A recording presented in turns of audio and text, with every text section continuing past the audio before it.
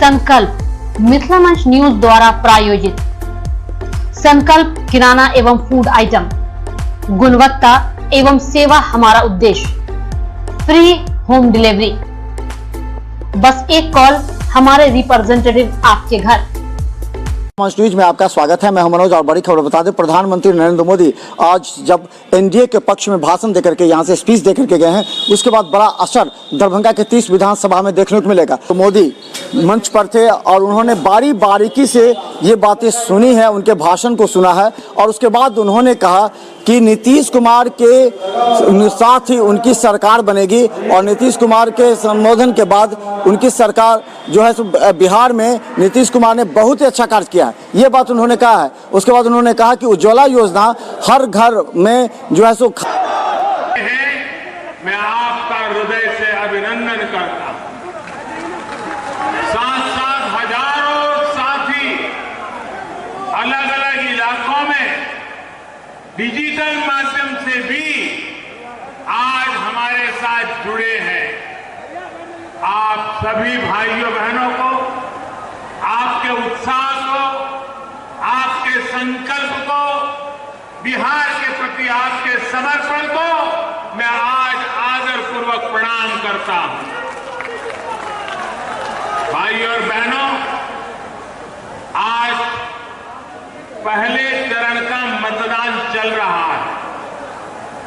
जहां जहां मतदान हो रहा है, उन सभी साथियों से मेरा आग्रह है कि कोरोना से बचने के लिए पूरी सावधानी बरतें। चुनाव के व्यस्त कार्यक्रमों के बीच हमारे सहयोगी और वीआईपी पार्टी के अध्यक्ष मेरे मित्र भाई मुकेश साहनी जी को कोरोना हो गया।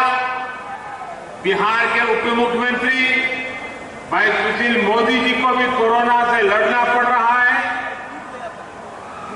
मैं बिहार के किसी भी राजनीतिक दल के कार्यकर्ता जो इस गहमा गहमी के समय कोरोना से ग्रस्त है, तो मैं उन सब के स्वास्थ्य लाभ के लिए प्रार्थना करता हूं।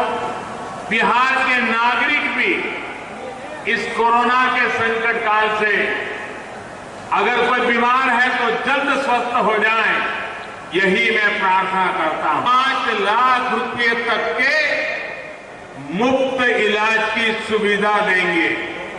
आज बिहार के भी हर गरीब को ये सुविधा मिल रही है। और भाइयों और बहनों, कोरोना के इस संकट काल में हमने ये भी कहा था कि हर गरीब को मुफ्त में अनाज देंगे। 130 करोड़ का देश दुनिया को अचरज हो रहा है। 8 महीने तक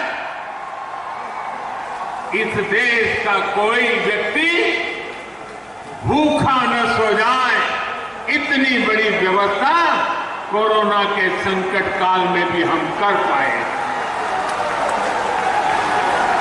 आज बिहार के भी गरीबों के लिए दिवाली और छठ पूजा तक मुफ्त में राशन की व्यवस्था की गई है। बाढ़ के दिनों में सरकार की इन योजनाओं ने गरीबों की बहुत मदद की। साथियों, इस क्षेत्र में पानी से होने वाली बीमारियों की दिक्कत हमेशा से ही रही। इस दिक्कत का आप सभी मेरे भाई बहन जानते हैं, भली भांति जानते हैं। 2003 में जब हमारे मित्र नीतीश जी अटल जी की सरकार में रेल मंत्री थे, अटल जी प्रधानमंत्री थे, तब इस क्षेत्र मांग को पूरा करते हुए अटल जी ने महासेतु का काम शुरू करवाया। लेकिन उनके बाद जिस तरह इस पर काम हुआ, उससे लगता था कि मिथिलांचल की जनता का ये सपना सपना ही रह जाएगा।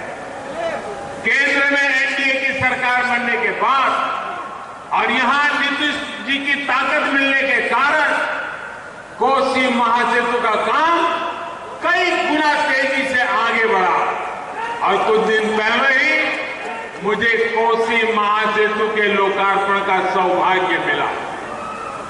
इससे 300 किलोमीटर की दूरी 20-22 किलोमीटर तक सिमट गई है।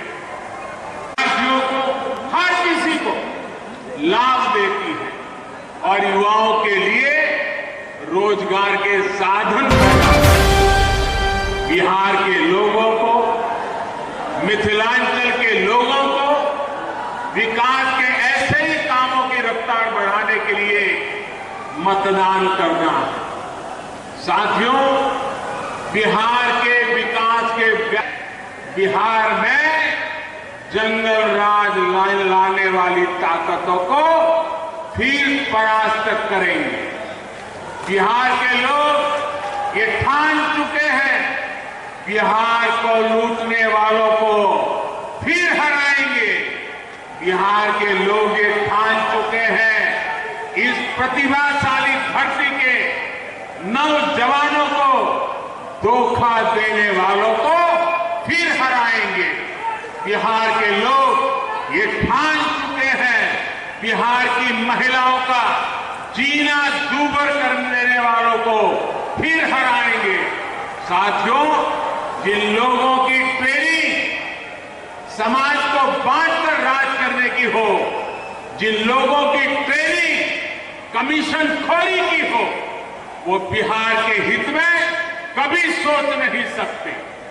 बिहार के मेरे भाइयों और बहनों, इनके ट्रैक रिकॉर्ड को याद रखिएगा। ये वो लोग हैं जिनके राज में बिहार में अपराध इतना फला फूला कि लोगों का जीना मुश्किल हो गया। ये वो लोग हैं जो किसान कर्ज माफी बात करके कर्ज माफी के पैसे में भी घोटाला कर जाते हैं। ये वो लोग हैं जो नौकरी देने के काम को करोड़ों रुपए कमाने का जरिया मानते हैं। इसलिए इनसे सावधान रहिए, इनसे सतर्क रहिए। भाइयों और बहनों, एक तरफ